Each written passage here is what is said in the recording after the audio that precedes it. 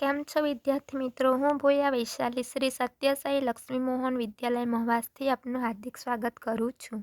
તો વિદ્યાર્થી મિત્રો, ગયા વિડીયોની અંદર આપણે આ થિયરી વિશે ભણી ગયા કે વિદ્યુત પ્રવાહ ખંડના કારણે મળતું ચુંબકીય ક્ષેત્ર અને એની કેટલીક કુલમના નિયમ અને બાયો-સાવર્ટનો નિયમ એ બંને વચ્ચે કેટલીક સામ્યતા અને વિષમતાઓ રહેલી હતી એના વિશે જોયું. તો આજે આપણે મોસ્ટ આઈએમપી થિયરી જોવાના છે. એ થિયરી કઈ છે? તો વિદ્યુત પ્રવાહ આધારિત વર્તુળાકાર પ્રવાહ ગાળાની અક્ષ પર ચુંબકીય ક્ષેત્રનું સૂત્ર મેળવવાનું છે. બરાબર? તો એને આપણે એક્ઝામની અંદર કેટલું લખવાનું છે એટલું એના વિશે આપણે ચર્ચા કરીએ. તો એક્ઝામની અંદર આ સવાલ કંઈક આ પ્રમાણે પૂછાઈ શકે કે બાયો-સાવર્ટના નિયમનો ઉપયોગ કરી વિદ્યુત પ્રવાહ આધારિત વર્તુળાકાર પ્રવાહ ગાળાની અક્ષ પર ચુંબકીય ક્ષેત્રનું સૂત્ર મેળવો. શું કીધું છે? તો કે વર્તુળાકાર પ્રવાહ ગાળો હશે, એ વર્તુળાકાર પ્રવાહ ગાળો આ પ્રમાણે હશે, એની કોઈ અક્ષ પર, એટલે આપણે એક્સ અક્ષ લઈ લઈએ. બરાબર? તો આ એક્સ અક્ષ પર કોઈક બિંદુ અહીંયા આવેલું હશે, તો આના કારણે કેટલું અહીં ચુંબકીય ક્ષેત્ર ઉત્પન્ન થાય તે આપણે શોધવાનું છે. તો સૌ પ્રથમ એની અંદર આપણે શું લખવાનું છે તે જોઈએ. પહેલાં તો તમારે આકૃતિ ડ્રો કરવાની કે આ આકૃતિ દર્શાવેલી છે. બરાબર? આ જે છે શું છે? તો કે આ જે રાઉન્ડ જેવો આકાર બનાવેલો છે એ આપણે એના વિશે લખવાનું કે આકૃતિમાં સ્થિર વિદ્યુત પ્રવાહ આઈ ધારિત ગોળાકાર ગાળો દર્શાવ્યો છે. આ જે છે ગોળાકાર ગાળો દર્શાવેલો છે. બરાબર? આ ગોળાકાર ગાળામાંથી સ્થિર વિદ્યુત પ્રવાહ આઈ પસાર થાય છે.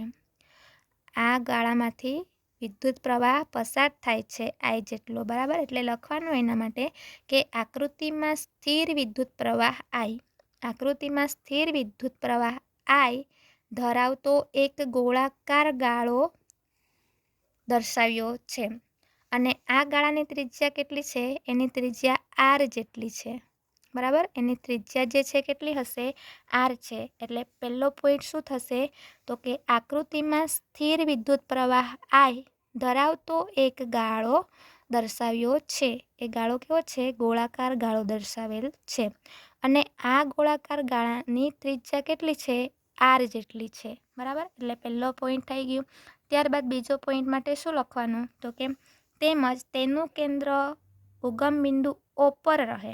એટલે આ જે ગાળો છે એનું કેન્દ્ર જે છે એ ઓ, એ ઉગમ બિંદુ ઓ પર રહે. આ ગાળાનું કેન્દ્ર કેવું લેવાનું છે? આ ગાળાનું કેન્દ્ર લેવાનું છે કે ઉગમ બિંદુ ઓ પર રહે અને એક્સ અને વાય સમતલમાં મૂકેલું છે. આ ગાળાનું જે કેન્દ્ર છે ક્યાં મૂકેલું છે? એક્સ અને વાય સમતલમાં ઉગમ બિંદુ ઉપર રહે તેવું મૂકેલું છે. 2 પોઈન્ટ થઈ ગયા. ત્યારબાદ નેક્સ્ટ પોઈન્ટ, અહીં એક્સ અક્ષને આ ગાળાની અક્ષ છે. અહીં એક્સ અક્ષ શું દર્શાવે? તો કે આ ગાળાની, આ જે ગાળો દર્શાવેલો છે ગોળાકાર ગાળો, એ ગોળાની અક્ષ જે છે આ તરફ એક્સ અક્ષ છે. બરાબર? હવે અને અહીં આપણે એક્સ અક્ષ પર આવેલા બિંદુ પી પાસે ચુંબકીય ક્ષેત્ર શોધવાનું છે. અહીં આની અંદર આપણે આ જે અક્ષ છે એક્સ અક્ષ, આ એક્સ અક્ષ ઉપર કોઈક બિંદુ પી હશે, એના ઉપર ચુંબકીય ક્ષેત્ર કેટલું ઉત્પન્ન થાય તે આપણે શોધવાનું છે.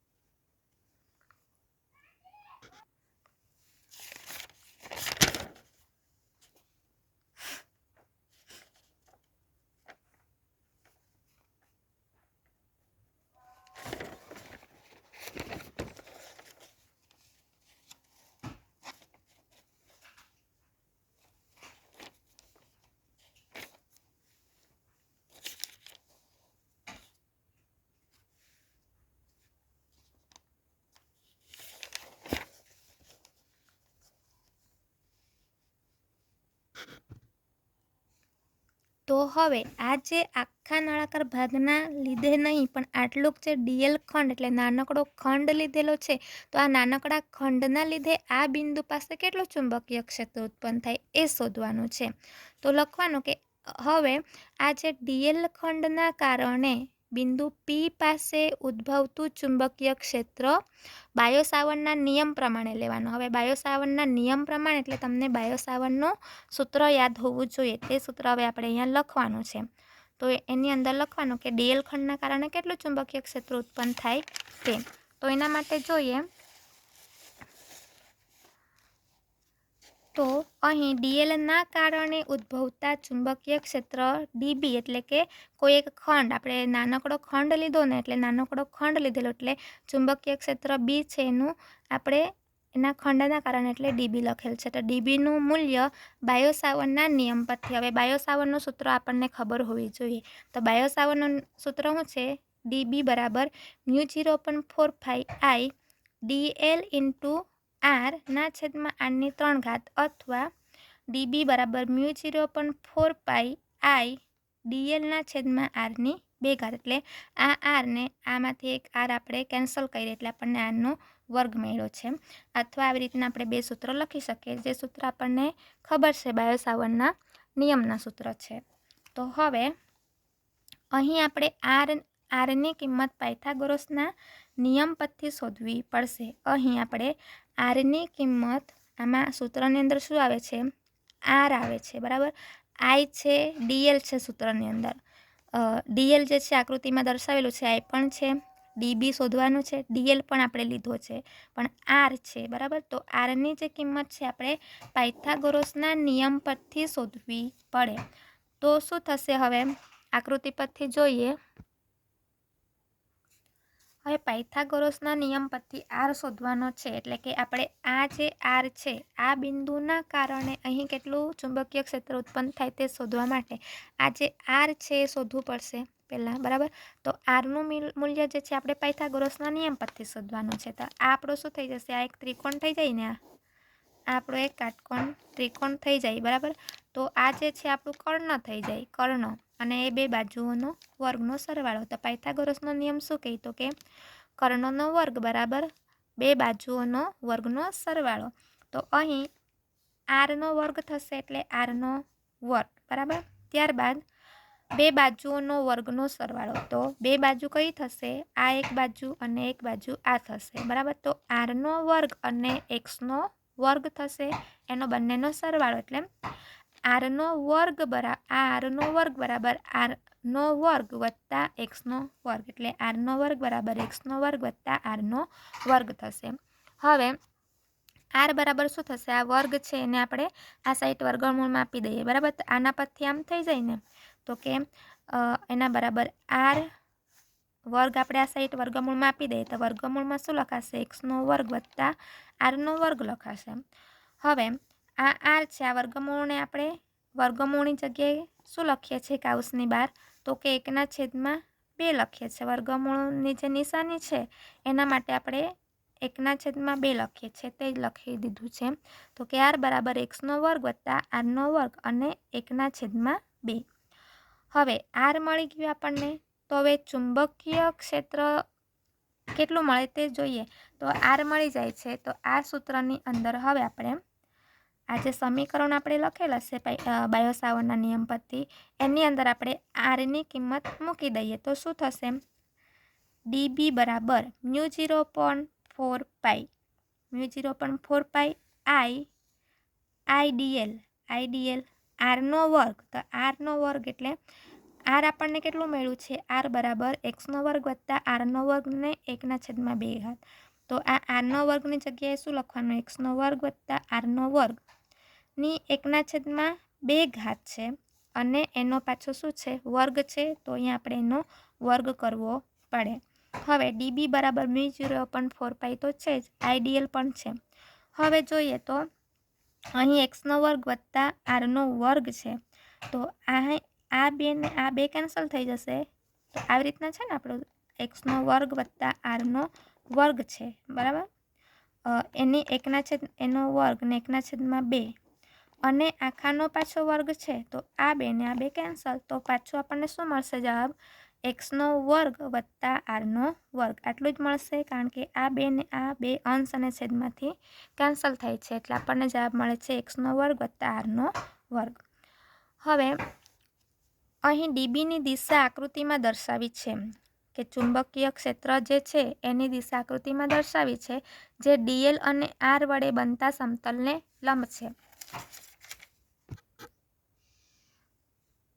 તો તમે અહીં જોઈ શકો છો કે એક્સ ઘટક એટલે કે ચુંબકીય ક્ષેત્રની જે દિશા છે એ એક્સ અક્ષ તરફ કઈ છે? એક્સ, તો કે એક્સ ઘટક જે છે ડીબી એક્સ આ દિશામાં છે એક્સ ઘટક સાથે, અને વાય બાજુ ક્યાં છે? ડીબી લંબ છે, બરાબર. એટલે આપણને એના બે ઘટકો મળશે. ચુંબકીય ક્ષેત્ર બીની જે દિશા છે એના માટે આપણને બે ઘટકો મળશે. એક તો આને ચુંબકીય ક્ષેત્ર જે બાજુ હશે ને એ જ દિશામાં એને સમાંતર ઘટક હશે, અને બીજો ઘટક જે હશે છે એને લંબ ઘટક થશે. એટલે એક્સ ઘટક એ શું થઈ ગયું? ડીબી એક્સ, અને એક્સ અક્ષને લંબ ઘટક, આ જે એક્સ અક્ષ છે એને લંબ ઘટક કયો થશે? ડીબી લંબ ઘટક થશે. તો હવે જ્યારે આપણે આ જે એક્સ ઘટક છે તો એક્સ ઘટકોનો સરવાળો કરીએ, એક્સ અક્ષને લંબ ઘટકોનો સરવાળો, એટલે આ જે એક્સ અક્ષ છે એને લંબ ઘટક આ થશે, બરાબર. તો એને લંબ ઘટકોનો સરવાળો કરીએ તો એ સરવાળો કરવામાં આવે ત્યારે તે એકબીજાને શું કરશે? નાબૂદ કરે છે. એટલે લંબ ઘટક જે છે આપણને એનું પરિણામી મૂલ્ય કેટલું મળશે? 0 મળે છે, બરાબર. એક્સ ઘટક અને લંબ ઘટકોનો સરવાળો કરીએ તો એનો સરવાળો આપણને શું મળશે? તો કે પરિણામી 0 મળે છે, એકબીજાને નાબૂદ કરશે. તો આપણને કયો ઘટક મળશે? તો કે એક્સને જે સમાંતર ઘટક ડીબી એક્સ છે એ જ આપણને મળશે. તો હવે ઉદાહરણ તરીકે ડીએલના કારણે મળતા ઘટક ડીબીટીનું મૂલ્ય તેના વ્યાસની સામેના ઘટક વડે મળતા મૂલ્ય વડે નાબૂદ થાય છે. એટલે શું થશે કે આ જે ડીએલના કારણે આપણને બે ઘટક મળે, એક તો ઉપર તરફ આ લંબ ઘટક મળે ને એક્સને સમાંતર ઘટક મળે. તો આ જે ઘટક છે તો આ જે ગાળો છે એ આપણો કેવો ગાળો છે? વર્તુળાકાર ગાળો છે. આ ત્રિજ્યા છે તો વ્યાસના કારણે આપણને અહીંયા એક બીજો ઘટક મળે, તો આ જ નીચે તરફ એક બીજો ઘટક થાય. તો આ ઘટક અને આ ઘટકનો આપણો સરવાળો કરીએ તો આની દિશા જે મૂલ્ય સરખું હશે પણ દિશા કેવી થશે? એની અલગ અલગ થશે, બરાબર. દિશાને કારણે એનું જે એકબીજાનું મૂલ્ય છે એકબીજા એને નાબૂદ કરે, એટલે આ જે ઘટકનું ને આ ઘટકનું મૂલ્ય આપણને 0 મળે છે, બરાબર. તેથી આપણને આ એક્સ ઘટક જ માત્ર ને માત્ર એક્સ ઘટક જ મળે છે. આ બંને ઘટકો 0 થઈ જશે ને આ ઘટક આપણને મળશે. માટે માત્ર એક્સ ઘટક જ બચે છે. આમ સંપૂર્ણ ગાળા પર ડીબી એક્સ બરાબર શું લખાશે? ડીબી એક્સ બરાબર ડીબી કોસ થીટા થશે. એટલે સાઇન થીટા વાળું ઘટક જે છે એ 0 થઈ ગયું, તો આપણને અહીંયા ડીબી કોસ થીટા જેટલું એનું મળશે, બરાબર. ડીબી કોસ થીટા જેટલું એનું મૂલ્ય મળશે. કોનું? ડીબી એક્સ બરાબર ડીબી કોસ થીટા મળશે. હવે આ જે ડીબી કોસ થીટા છે એનું આપણે સંકલન કરીએ અને આપણને એક્સ દિશા પરનું પરિણામી મૂલ્ય કેટલું મળશે? તો કે આ જે એક્સ દિશા છે એ એક્સ દિશા પરનું પરિણામી મૂલ્ય કેટલું મળશે જ્યારે આપણે ડીબી એક્સ બરાબર ડીબી કોસ થીટાનું સંકલન કરીએ ત્યારે? તો કે કોસ થીટાને કોસ થીટા બરાબર શું લખાય? કોસ થીટા બરાબર પાસેની બાજુ ભાગ્યા કર્ણ. તો પાસેની બાજુ કઈ થશે આપણે? માટે કોસ થીટા બરાબર પાસેની બાજુ ભાગ્યા કર્ણ બરાબર પાસેની બાજુ થશે આપણી આર થશે, અને કર્ણ શું છે? આર છે, બરાબર. તો પાસેની બાજુ આર અને કર્ણ સ્મોલ આર. તો માટે બી બરાબર શું થશે? ચુંબકીય ક્ષેત્ર બી બરાબર ડીબી એક્સ. આજે આપણું આનું સંકલન કરીએ, બરાબર. આનું સંકલન કરીએ તો શું મળશે? એનું સંકલનમાં ચુંબકીય ક્ષેત્ર બી બરાબર સંકલનમાં ડીબી એક્સ થશે. હવે ડીબી एक्स बराबर આપણે ડીબી એક્સ તો ડીબી એક્સ બરાબર શું છે ડીબી એક્સ તો ડીબી એક્સ બરાબર ડીબી કોસ થીટા છે તો ડીબી કોસ થીટા લખી દીધું આની જગ્યાએ ડીબી કોસ થીટા એટલે ખાલી ડીબીને અહીંયા કિંમત મૂકેલી છે હવે ડીબી કોસ થીટા હવે ડીબી બરાબર આપણને ખબર છે ડીબી બરાબર સૂત્ર આપણે અગાઉ શું લખેલું ડીબી બરાબર બાયોસાવરનો નિયમ લખેલો ને આપણે 4 પાઈ IDL ના છેદમાં આરની 3 ઘાત ગુણ્યા આર આવું કંઈક આપણે સૂત્ર હતું બરાબર તો ડીબી બરાબર એની જગ્યાએ લખી દઈએ μ0.4 પાઈ IDL ના છેદમાં આરનો વર્ગ બરાબર આરનો વર્ગ થશે અને કોસ થીટા બરાબર શું કિંમત મળેલી છે આરના છેદમાં સ્મોલ આર એટલે આરના છેદમાં આર ડીબીની કિંમત મૂકી દીધી છે આટલી કે આપણે μ0.4 પાઈ IDL ના છેદમાં આરનો વર્ગ કોસ થીટાની કિંમત શું મળેલી છે તે લખી દીધેલી છે આપણે આરના છેદમાં આર બરાબર હવે μ0.4 પાઈ IR μ0.4 પાઈ અને આ આઈ ને આ આરને આપણે અહીંયા લખી દીધું IR ના છેદમાં આ આરનો વર્ગ અને આર છે તો આરની 3 ઘાત થઈ જશે આરની 3 ઘાત અને ડીએલને આપણે સંકલનમાં લખીએ એટલે કે માત્ર અહીં શું બદલાશે આ μ0.4 પાઈ આઈ ને આરની 3 ઘાત છે આ બધી વસ્તુ અચળ હશે એટલે એને આ સંકલનની બહાર લઈ લીધું કે આનું મૂલ્ય બદલાશે નહીં માત્ર શું બદલાશે તો કે ડીએલ એટલે એ જે વર્તુળાકાર ગાળો છે એની ડીએલ એટલે એની લંબાઈ જ ખાલી બદલાશે માટે μ0/4 પાઈ છે તો μ0.4 પાઈ IR અને આરની 3 ઘાત તો હવે આરની 3 ઘાત છે તો આરની કિંમત પાછી અહીંયા આપણે જે શોધેલી છે આરની પાયથાગોરસના નિયમ પરથી આપણે જે કિંમત શોધેલી છે આર બરાબર શું મળેલી કિંમત એક્સનો વર્ગ વત્તા આરનો વર્ગ અને 1/2 મળેલી હતી બરાબર આ કિંમત આપણે અહીંયા મૂકવાની છે તો આરની જગ્યાએ શું લખવાનું એક્સનો વર્ગ વત્તા આરનો વર્ગની 1/2 ઘાત છે અને અહીંયા કેટલી ઘાત છે પાસેની હાથે 3 ઘાત છે તો ગુણ્યા 3 ઘાત અને આ ડીએલ μ0.4 પાઈ IR ના છેદમાં એક્સનો વર્ગ વત્તા આરની 2 ઘાત હવે 3 એકુ 3 અને છેદમાં 2 તો આ 2 અને આ સંકલનમાં ડીએલ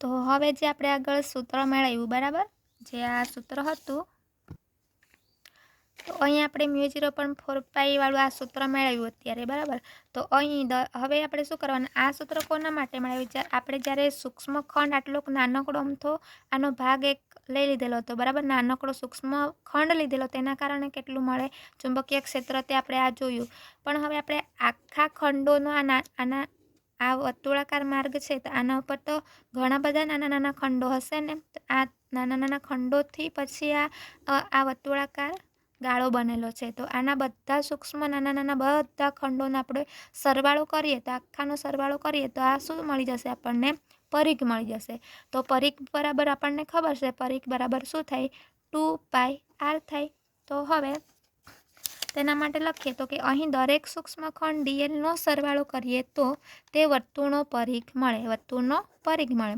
તો અને વર્તુળનો પરિઘ આપણને ખબર છે 2πr થાય તો ડીએલની જગ્યાએ હવે આપણે શું લખીએ આ ડીએલ છે આ ડીએલની જગ્યાએ આપણે શું લખીએ 2πr આ ડીએલ કોના માટે હતું કે એક જ નાનકડો સૂક્ષ્મ ખંડ હતો તેના માટે ડીએલ હતું પણ હવે બધા સૂક્ષ્મ ખંડોનો સરવાળો કરી દઈએ તો આપણને શું મળશે 2πr મળશે માટે બી બરાબર શું લખાશે μ0/4 પાઈ IR એક્સનો વર્ગ વત્તા આરનો વર્ગ 3/2 આ સૂત્ર અંદર ડીએલમાં શું મૂકવાનું 2πr મૂકવાનું તો 2πr લખી દીધું તો અહીંથી આ 2π અને આ 2 દુ 4 થાય તો આ 2 અને આ પાઈ કેન્સલ થશે તો આપણને જવાબ કેટલો મળશે છેદમાં 2 અહીંયા છે તો μ0 IR આ એક આર બચી ગયેલો છે અને આ આર છે તો આરનો વર્ગ થઈ જશે ઉપર ના છેદમાં અહીં 2 રહી જાય છે તે 2 એક્સનો વર્ગ વત્તા આરનો વર્ગ 3/2 અને આ આઈ કેમ લખેલો છે કારણ કે આપણે આ જે ચુંબકીય ક્ષેત્ર લીધું છે એ ચુંબકીય ક્ષેત્ર કઈ અક્ષ પર લીધેલું છે एक्स अक्ष पर लीधेलुं छे अने एक्स अक्ष माटे आपणे एकम सदिश शुं लखीए छीए तो के आई केप लखीए छीए बराबर। तेना माटे आपणे बी एक्स एटले के चुंबकीय क्षेत्र एक्स अक्ष पर एटले आई केप अने आ आई केप जे आ जे थियरी छे खूब ज इम्पोर्टન્ટ थियरी छे बराबर। आ परिणाम परथी विशिष्ट किस्सा तरीके आपणे आ गाळाना केंद्र पर चुंबकीय क्षेत्रनुं मूल्य मेळवी सकीए। आज आपणे शोध्युं आ सूत्र क्यां हतुं तो के आ अक्ष पर आ केंद्र पासे सॉरी आ अक्ष पर आ बिंदु पी पासेनुं आपणे चुंबकीय क्षेत्र शोध्युं पण जो आ बिंदुनी जग्याए आपणे અહીં चुंबकीय क्षेत्र કેટલું ઉત્પન્ન થાય તે શોધવું હોય તો આ બિંદુની જગ્યાએ આપણે આના કેન્દ્રો પરની અક્ષ પર પણ આપણે એનું ચુંબકીય ક્ષેત્ર શોધી શકીએ। કઈ રીતના તો જોઈએ તો કે જ્યાં કેન્દ્રમાં x બરાબર શું થશે 0 થશે કારણ કે આ x અક્ષને અહીંથી કેન્દ્રથી શરૂઆત થાય છે તો અહીંથી x અક્ષ બરાબર તો 0 જ થશે ને। x અક્ષની શરૂઆત અહીંથી થાય છે તો x બરાબર શું થઈ જશે 0 થઈ જશે। तो केंद्र में एक्स बराबर 0 थाय तो बी 0 बराबर शू लखी सकीए आ सूत्र अंदर म्यू 0 आई आर नो वर्ग छेदमां 2 अने एक्स बराबर हूँ धारी लीधुं छे 0 तो एक्स में आपणे हूँ मूकवानुं 0 नो वर्ग वत्ता आर नो वर्ग 3/2 बराबर म्यू 0 आई आर नो वर्ग 2 एक्स तो 0 थई जशे तो 2 आर नो वर्ग नी 3/2 घात थशे तो अहींथी आ 2 घात अने आ 2 घात केन्सल थशे बराबर। આપણે બીજું કંઈ કર્યું નહીં एक्स बराबर 0 સૂત્રમાં મૂકી દીધું एक्स बराबर 0 મૂકી દીધું તો આપણને આની 2 ઘાત 3/2 મળે તો આ 2 ઘાતને આ 2 ઘાત કેન્સલ કરી તો આપણને શું મળશે म्यू 0 आई आरનો વર્ગના છેદમાં 2 આરની 3 ઘાત આ 2 ના 2 કેન્સલ તો આરની 3 ઘાત મળે છે તો ઉપરથી 2 ઘાત કેન્સલ થશે આરની અને નીચેથી 2 ઘાત કેન્સલ થશે એટલે આરની કેટલી घात रहेशे 1 घात रहेशे तो जवाब शू मेळव्यो आपणे केंद्रनी अंदर चुंबकीय क्षेत्र माटे B0 बराबर म्यू 0 आई एक्स अक्ष पर ज लीधुं छे पाछुं तो आई अने छेदमां 2r मळे छे। तो आ जवाब क्यारे मळे ज्यारे केंद्र आ जे केंद्र छे ए अक्ष पर आपणे लीधेलुं होय केंद्रमां एक्स अक्ष पर केंद्र पर एनुं चुंबकीय क्षेत्र केटलुं मळे आ डीएल ना कारणे અહીંથી અહીંયા કેટલું મળે त्यार माटेनुं आ सूत्र थशे बराबर। आ सूत्र अने आ डीएलना कारणे आ बिंदु पासे केटलुं चुंबकीय क्षेत्र उत्पन्न थाय त्यार माटेनुं सूत्र आपणुं आ थशे। तो आ थियरी खूब ज इम्पोर्टન્ટ छे माटे तमारे ध्यानथी थियरी जोई लेवानी। एकवार पाछुं रिविजन लई लईए तो बायो-सावर्टना नियमनो उपयोग करीने विद्युत प्रवाह आधारित वर्तुळाकार प्रवाह गाळो एक्स अक्ष पर आपणे चुंबकीय क्षेत्रनुं सूत्र मेळववानुं छे। तो सौ प्रथम आकृतिमां जेटली वस्तु लीधेल छे एना विषे आपणे एने माहिती आपी देवानी। तो के आकृतिमां शुं दर्शावेलुं छे तो के आ स्थिर विद्युत प्रवाह आई धरावतो एक गोळाकार गाळो दर्शावेलो छे। आ गोळाकार गाळो दर्शावेलो छे जे आई विद्युत प्रवाह धरावे छे अने आ गाळानी त्रिज्या केटली लीधेली छे आर जेटली त्रिज्या लीधेली छे।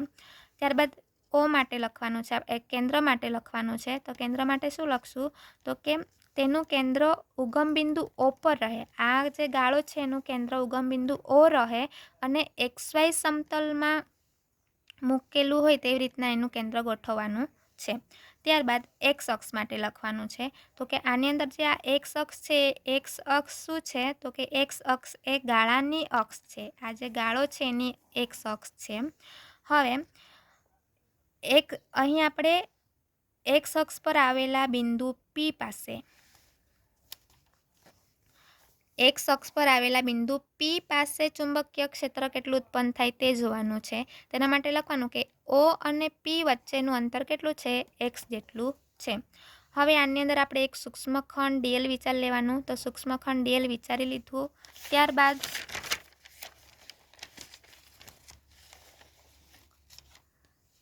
जे आकृति में दर्शावेलो छे हवे अहीं डीएल ना कारणे उद्भवता चुंबकीय क्षेत्रनुं मूल्य केटलुं थशे। आ डीएल ना कारणे अहीं केटलुं चुंबकीय क्षेत्र आ डीएल ना कारणे अहीं चुंबकीय क्षेत्र केटलुं उत्पन्न थाय ते जोवानुं छे आपणे। तो केटलुं एनो बायो-सावर्टनो नियम लखी देवानो। तो बायो-सावर्टनो नियम आपणने खबर छे आटलो लखी दीधो बराबर।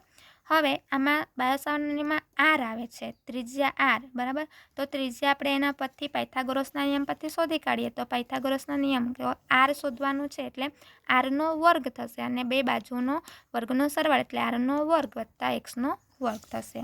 તે આપણે અહીં લખી દીધું છે. હવે વર્ગ છે એને વર્ગને કાઢી નાખીએ તો આર બરાબર વર્ગમૂળમાં થઈ જાય ને વર્ગમૂળની જગ્યાએ આપણે 1/2 લખી શકીએ તો એક્સનો વર્ગ વત્તા આરનો વર્ગ 1/2. હવે ડીબી બરાબર જ્યાં આપણને આર દેખાય ત્યાં શું કિંમત મૂકવાની? આરની આ કિંમત મૂકી દેવાની. તો આવી રીતના મૂકી દઈએ. આમાંથી આ 2 ને 2 કેન્સલ થઈ જશે તો ડીબી બરાબર μ0.4π IDL છેદમાં એક્સનો વર્ગ ને આરનો વર્ગ જવાબ મળશે. હવે ડીબીની જે દિશા છે આપણને આકૃતિમાં દર્શાવેલી છે. આ જે ચુંબકીય ક્ષેત્ર ડીબીની દિશા દર્શાવેલી છે આપણને એની અંદર 2 ઘટકો મળશે. આ ડીએલના કારણે 2 ઘટક મળશે, એક લંબ ઘટક મળશે અને એક સમાંતર ઘટક મળશે. હવે લંબ ઘટક જે છે એના વ્યાસના કારણે આ ત્રિજ્યા છે તો આખો આ વ્યાસ થાય તો આ તરફ બી એનો એક લંબ ઘટક મળે, બરાબર. તો આ ઘટકને આ ઘટક નાબૂદ કરશે એકબીજાને, બરાબર. એનું મૂલ્ય સરખું હશે પણ એની દિશા કેવી છે? વિરુદ્ધ. તો આ એકબીજાને નાબૂદ કરશે એટલે આનું મૂલ્ય જે છે પરિણામી મૂલ્ય 0 થઈ જશે અને આપણને માત્ર સમાંતર ઘટક એક્સની દિશામાં જ મળશે, બરાબર. તો એના માટે આપણે ડીબીએક્સ શું થશે? ડીબી કોસ થીટા થઈ જશે. હવે ડીબી કોસ થીટા છે, બરાબર. તો અહીંયા આપણને માત્ર એક ઘટક મળ્યો તો કોસ થીટા બરાબર પાસેની બાજુ ભાગ્યા કર્ણ. પાસેની બાજુ આર છે, કર્ણ આર, બરાબર, સ્મોલ આર. તો બી બરાબર શું લખાશે? સંકલન કરીએ તો ડીબી એક્સ થશે, ડીબી એક્સ. હવે ડીબીનું મૂલ્ય આપણને ખબર છે, ડીબી એક્સનું ડીબી કોસ થીટા થાય તો ડીબી કોસ થીટા લખી દેવાનું. ડીબીનું મૂલ્ય હોય તે આપણે લખી દેવાનું. ડીબી બરાબર આ કિંમત મળે એ લખી દીધી. કોસ થીટા બરાબર શું છે? આરના છેદમાં આર લખી દીધું. ત્યારબાદ μ0.4π આઈ ને આરને અહીંયા લઈ લીધું. ડીએલને આપણે સંકલનમાં લખી દીધું કારણ કે આ બધી કિંમતો અચળ હશે, એ બદલાશે નહીં. ત્યારબાદ આરની કિંમત આપણે શોધેલી છે, બરાબર. તે પાયથાગોરસના નિયમ પરથી તે જ પાછળ અહીંયા બીજી વાર મૂકવાનું છે. એક્સનો વર્ગ વત્તા આરનો વર્ગ 1/2 અને આ એની 3 ઘાત છે એટલે 3 μ0.4π આઈ આર છેદમાં એક્સનો વર્ગ વત્તા આરની 2 ઘાત અને આ 3 એકુ 3/2 થશે, બરાબર. ને ડીએલ. હવે ડીએલ જે છે આપણે માત્ર ને માત્ર સૂક્ષ્મ ખંડ માટે લીધેલું હશે પણ આની પર ઘણા બધા સૂક્ષ્મ ખંડ ભેગા થઈને શું મળશે? પરિઘ મળશે. તો પરિઘનું સૂત્ર 2πr એટલે ડીએલ જે છે ડીએલની જગ્યાએ આપણે શું લખવાનું? હવે ડીએલની જગ્યાએ 2πr લખી દેવાનું. તો જ્યાં ડીએલ દેખાય આમાં આપણને ડીએલ આ સૂત્રની અંદર ડીએલ દેખાય ત્યાં 2πr લખી દેવાનું. આમાંથી જે કેન્સલ થતું એને કેન્સલ કરી દેવાનું અને આ એક્સ અક્ષની દિશામાં એટલે એનો એકમ સદિશ શું લેવાનું? આઈ કેરેટ. ત્યારબાદ આ એક્સ અક્ષ માટે પણ જો આપણે કેન્દ્રની અંદર કેટલું ચુંબકીય ક્ષેત્ર ઉત્પન્ન થાય, આ ગાળાની કેન્દ્રની અંદર કેટલું ઉત્પન્ન થાય, તો એના માટે આપણે સૂત્ર લખેલું જ છે અહીંયા. તો કે એક્સ એ કેન્દ્રમાં હશે તો કેન્દ્રમાં એનું મૂલ્ય કેટલું થશે? એક્સ અક્ષ માટે 0 થઈ જશે, બરાબર. તો 0 ઉગમબિંદુ પાસે છે ને એક્સ અક્ષ કેન્દ્રમાં, તો 0 એટલે એક્સ દેખાય ત્યાં માત્ર ને માત્ર 0 કિંમત લખી દેવાનું અને એનું સાદુરૂપ આપીને જે કેન્સલ થતું હોય તે કેન્સલ કરી દેવાનું અને B0 એ કેન્દ્રની અંદર શું મળશે? μ0.2r અને આઈ કેરેટ મળશે. આઈ હોપ કે તમને ખબર પડી હશે આ વિડીયોની અંદર. તો આ થિયરી તમારી હોમવર્કની અંદર લખવાની છે. Thank you.